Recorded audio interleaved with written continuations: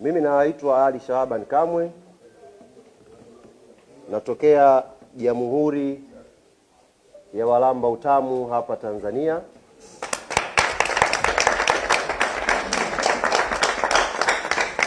Kushoto kwangu ni jamhuri nyingine ya Wagawa Utamu hapa Tanzania.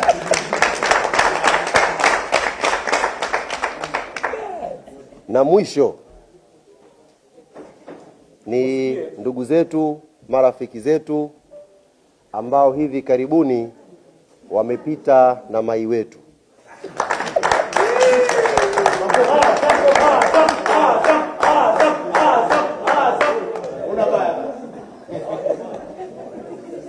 Na mwenezi nikwambie, ulituumiza sana ulivyosema kwamba mai wetu ameshakuwa mshangazi. Ulituumiza.